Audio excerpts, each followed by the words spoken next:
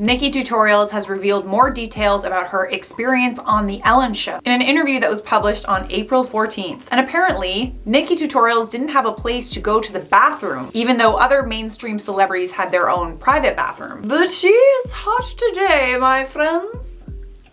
What is gravy, y'all? It is tea time on InformOverload. I'm Charlotte Del Rey. Subscribe for trending news updates that are actually interesting, and check out the description of this video for all the links to our socials. Let's be social. Right! Let's get to the tea, shall we? We all know by now that NikkieTutorials had a less than exemplary experience on The Ellen Show. If you didn't know that, I will leave a link at the top of the screen for you so that you can get up to speed. But in a new interview with ANC magazine, NikkieTutorials reveals more about her experience on The Ellen Show. So much more. Nikkie is coming for Ellen, y'all. The first quote, translated from Dutch. Maybe I'm being naive, but I expected them to welcome me with confetti. Welcome to the Ellen Degeneres show. But instead I got greeted by an angry intern who was a bit overworked, she recalled. I expected a Disney show, but I got a Teletubbies After Dark. That kind of seems consistent with a lot of the former employees' accounts posted to Twitter. I will get to more tea about Ellen's employees later in the video. Next quote. Every guest at Ellen had a private toilet, but I didn't. I couldn't even use the closest toilet to me because it was reserved for the Jonas Brothers. They were allowed, but I wasn't, I thought. Even though looking back, my interview got 8 million views, while theirs only got 2 million. I feel like that quote kind of backs up the claim that Ellen is only nice to people like in her tax bracket or like mainstream celebrities, people on her playing field. I know that being a YouTube celebrity is different from being like a mainstream celebrity, but like it's really not. YouTube celebrities have way more influence and they connect with their audiences on a daily basis. NikkieTutorials should be considered a mainstream celebrity, and something tells me she is kind of up there in that tax bracket with Ellen. Maybe not $450 million worth, but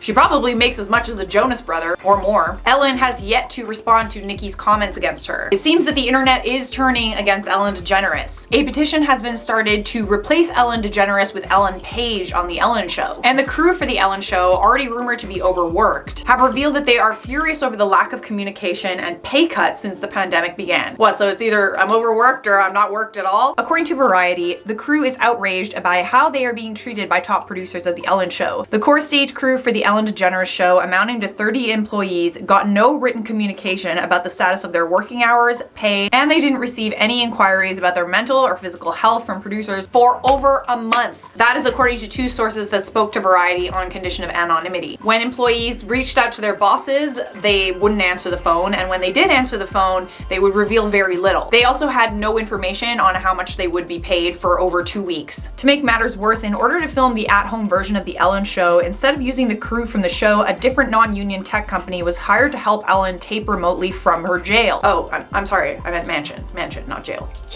There are only 4 crew members of The Ellen Show working on the remote version of the show, and many of Ellen's employees had no idea that there was a remote version being filmed, and they found out through social media posts. It is kind of crappy for employers to leave their employees in the dark right now. It's like, am I fired? Am I not fired? Like, just tell me. Give me my severance and tell me, and I'll just go find another job. A spokesperson for Warner Brothers said this in a statement to Variety. Our executive producers and telepictures are committed to taking care of our staff and crew and have made decisions first and foremost with them in mind. The Stu reiterated that the crew has been paid, but at reduced hours. As of April 10th, the crew is being told that they should expect a reduced compensation of 2 8-hour work days per week. After the Variety article came out, the crew was told that they would be getting their full 4-day work week back. But a source close to Warner Brothers has said that the final number hasn't been decided on yet. Yes, people in the film industry are not frontline workers, but it might be weeks or months until they're able to get on set again, which means that we're all gonna be stuck watching reruns at home. Oh God, isolation first world problems.